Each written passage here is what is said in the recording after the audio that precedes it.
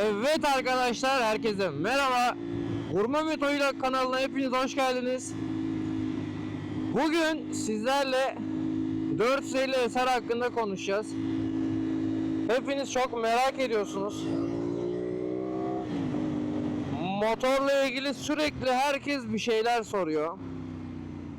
Yani biz de çok bilir kişi olarak değil de en azından bazı şeyleri tecrübelemiş biri olarak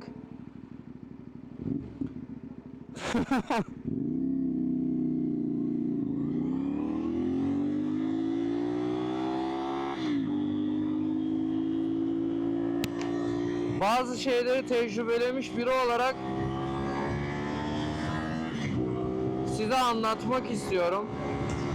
Ya öncelikle kroniklerden falan bahsediyorlar. Ben bu motorla ilgili kronik hiçbir şey yaşamadım. Pardon. Ya bir tane yaşadım. ABS kablom koptu tekerleğe değip de. Tekerleğe değdiği için, yani benden kaynaklı olmadığı için sorun, ABS kablosu değişti serviste. Yani bununla ilgili bir sıkıntı yok. Harici kötü hiçbir şey yaşamadım. Aksine güzel tecrübelerim var. Motoru ilk aldığımda yakıtından biraz şikayet ediyordum. Yakıt gerçekten bastığınız zaman, gazladığınız zaman çok fazla. 6-7 litrelere kadar çıkıyor. Bir keresinde arkadaşımla hani yavaş kullanacağız dedik motoru ve bir 30-40 kilometre kadar yol yaptık.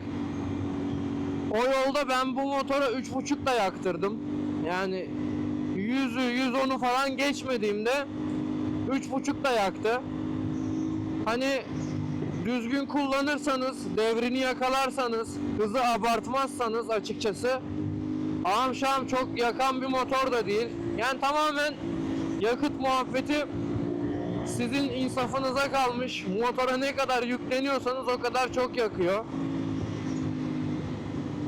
Ondan sonra söyleyebileceklerim, gidişinden falan çok memnunum. Yani bu paraya alınabilecek, bu kadar iyi giden, bu kadar iyi yürüyen başka bir motor olmadığını düşünüyorum. Ne kadar bir süredir kullanıyorum? 2000-3000 kilometre falan yol yaptım. Bak tünele bak şimdi. Sesi çok güzel. Tabi bende egzoz var. Headers çok ama sadece tüp de yeterli. Tüpün susturucusu sökülü şu an. Susturucusu sökülü. Yani gayet güzel sesi var. Dinleyen herkes sesten memnun. Sürüş olarak memnun olmadığım bir şey yok. Kıvraklık vesaire, şehir içi. Yani uzun yolda bir oturuş pozisyonu sıkıntı. Biraz uzun süre oturduğunuz zaman ağrıtabiliyor bazı yerlerinizi. Onun haricinde kullanımı falan kolay. Servisle ilgili de ben sorun yaşamadım. Dediğim gibi bakımlarında falan çok pahalı olduğunu düşünmüyorum bakımlarının.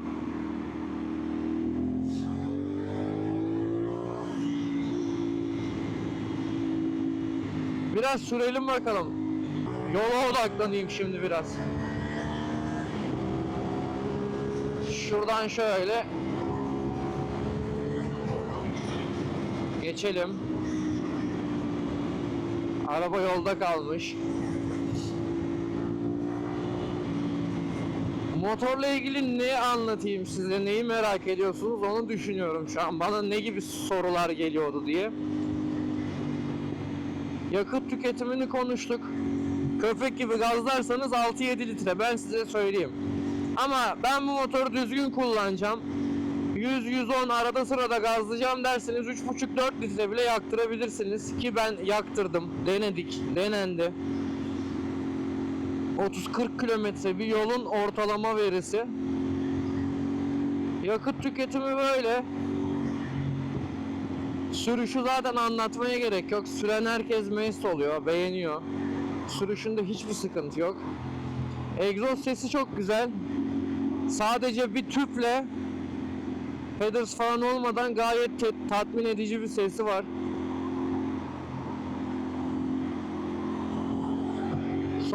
Sonra size anlatabileceğim başka neleri var?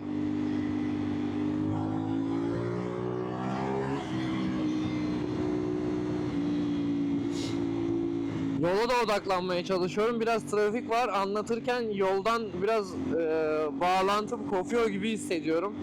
Odaklanamıyorum. Hem anlatıp hem yola bakmaya.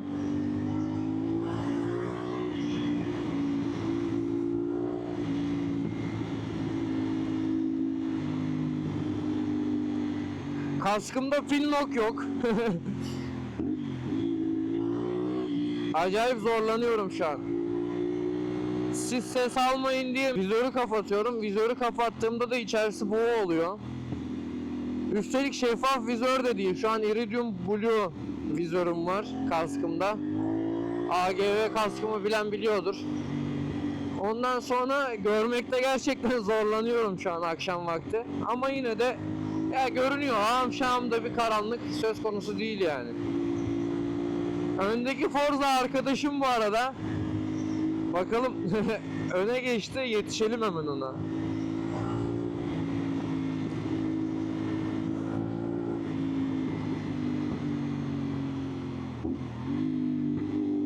Burası biraz keskin.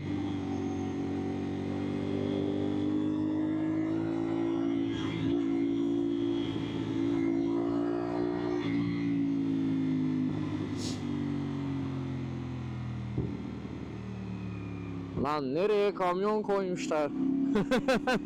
Hızlı girsen yedin.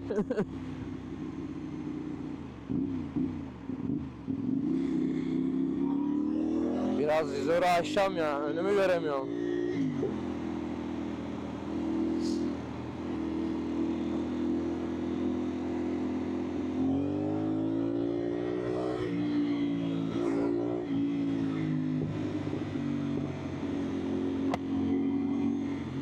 Pinlock lazım ya.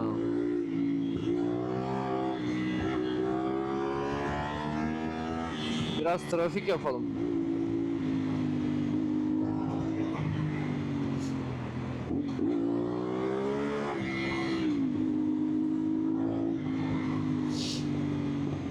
Bu saatte bu sıkışıklığın olmaması lazım. Biraz fazla sıkışık.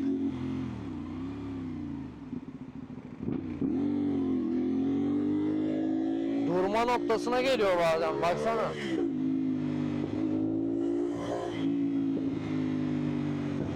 Neyse, bize sorun değil kral, trafik varsa var. Biz gideceğimiz yere gideriz.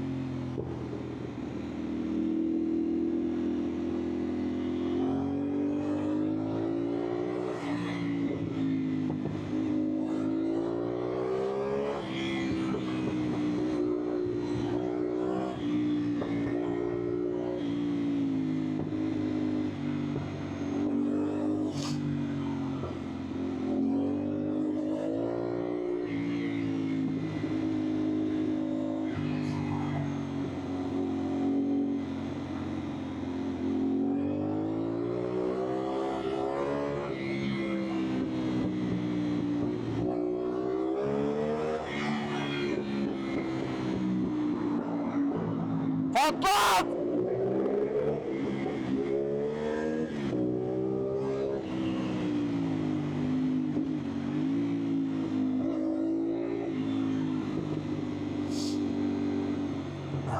Çok iyi egzoz patlatıyor ya. Sana bayılıyorum var 3 ses konusunda.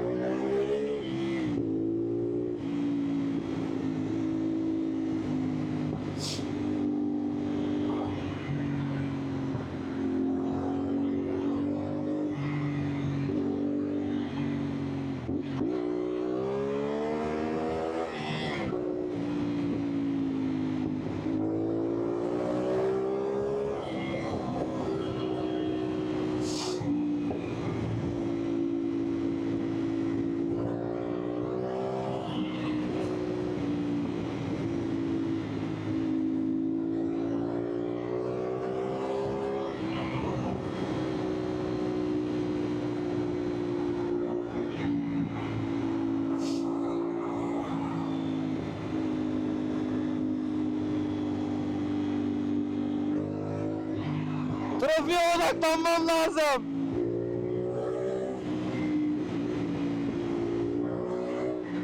Hem sürüp hem konuşulmuyor maalesef. Onu bir aklınızdan çıkartın. İkisi birlikte olmuyor abi.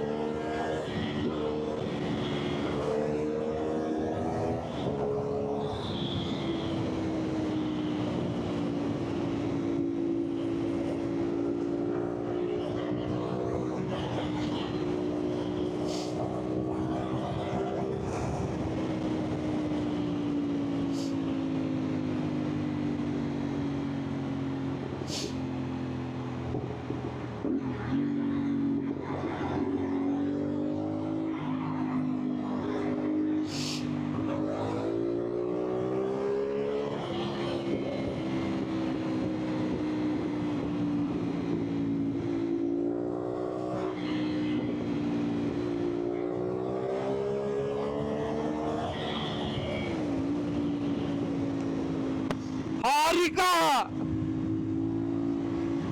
Güzel gidiyor ya. Sesi de çok güzel. İnsanı bir gaza getiriyor. Böyle farklı bir motor. Ön yargısını kırsa çok güzel değer görecek ama biraz üstünde ön yargı var. İnsanlar kullanmadan, bilmeden, tecrübe etmeden kötü yaklaşıyor. Ön yargılı davranıyor. Ama bence gayet yeterli. Benimle oynama, söyledim sana, şansını zorlama, uğurlar olsun. Ya oynama benimle be çocuk.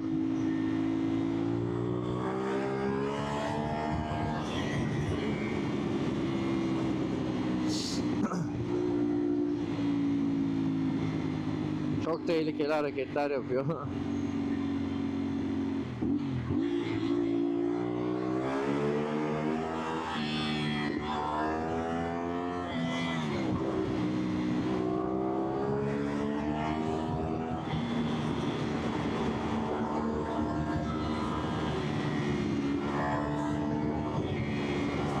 Siktik trafiğin.